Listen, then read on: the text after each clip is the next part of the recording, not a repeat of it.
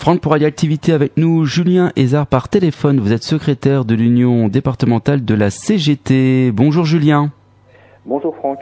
Saint-Gobain-PAM, évidemment, on va faire un point sur l'usine de Pont-à-Mousson où effectivement nous avons les petites infos grâce à notre partenaire, l'Est républicain, parce que justement une usine chinoise peut reprendre des parts de l'usine de Pont-à-Mousson. Alors pouvez-vous déjà expliquer qu'est-ce qui se passe exactement? Où en est-on à l'heure actuelle?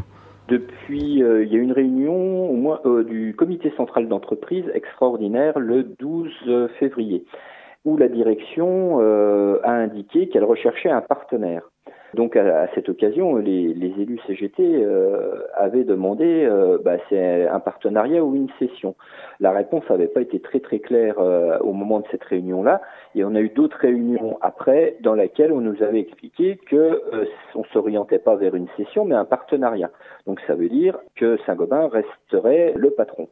Et arrive dernièrement une nouvelle avec un communiqué de presse du syndicat CFE-CGC et un communiqué du sénateur Jacquin également, comme quoi il y aurait une session, parce que c'est comme ça que ça s'appelle, avec Xinjiang qui serait majoritaire à 60% des parts de Saint-Gobain-PAM. Donc voilà la situation et voilà l'objet de l'inquiétude. Sauf que nous, on a pris nos informations et Xinjiang, c'est une piste, mais il y a 4 autres pistes. Donc il y a 5 offres de partenariat sur la table. Qu'est-ce qui va se passer si vraiment cette cession arrive de leur côté? Ça va entraîner des choses graves pour l'usine? Eh bien justement, toute la question, elle se situe là. C'est quoi le projet industriel du partenaire? Surtout si le partenaire devient notre patron. Et là, on ne le connaît pas aujourd'hui. Et la bataille, elle se situe là. J'aurais envie de dire qu'on s'appelle Xinjiang-PAM ou qu'on s'appelle Saint-Gobain-PAM ou qu'on s'appelle, peu importe le nom. La question, elle n'est pas là. Les questions de fond, c'est est-ce que demain, on a toujours nos différents sites de production qui produisent? Est-ce qu'on a toujours autant de salariés qui travaillent dans nos usines, au technocentre et au siège social de l'entreprise? Et c'est quoi l'avenir industriel et l'avenir de la société Saint-Gobain-PAM et de ses salariés et du savoir-faire? La question, elle est là. Est-ce qu'on est face à une opération financière qui vise à racheter une marque, les brevets et à liquider le reste?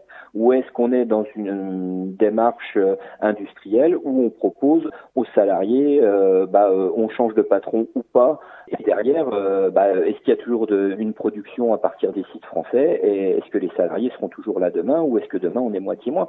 C'est tout ça qu'on a besoin de savoir. Le nom qu'on porte, il est accessoire dans l'affaire. L'objectif, c'est de voir un petit peu l'évolution et puis surtout d'être présent lors des réunions pour savoir exactement où est-ce que Saint-Gobain va aller par rapport aux salariés. Ah clairement. Et puis on a lancé, mais déjà la semaine dernière. Donc nous on l'a annoncé publiquement il y a 1 mois et demi qu'il y avait des projets de partenariat et donc c'est public, c'est sur notre site internet sur la CGT Saint-Gobain-PAM. Alors on se rend compte qu'il y a d'un certain, ils tombent de l'armoire aujourd'hui. Peut-être qu'ils n'avaient pas compris au moment de la réunion, mais clairement la stratégie de la direction, elle est assez claire depuis 1 mois et demi. On recherche un partenaire. Donc après partenaire, ça veut pas dire. Il y a un enjeu sur le capital, il y a un enjeu sur l'avenir industriel, l'avenir des emplois, le savoir-faire. Et puis, ce qu'on se rend compte et où on peut quand même se demander dans quelle société on vit, c'est que il y a les annonces qui tombent hier. Il y a une forte inquiétude des salariés, et à juste titre, parce que n'importe quel salarié, il apprend ça et il s'inquiète. Et l'action Saint-Gobain à la bourse, elle prend 4%. Ça veut dire que il y a des gens à travers le monde qui ont fait une belle petite opération financière sur le souci des salariés. Et on peut quand même s'interroger sur dans quel monde on vit, quoi.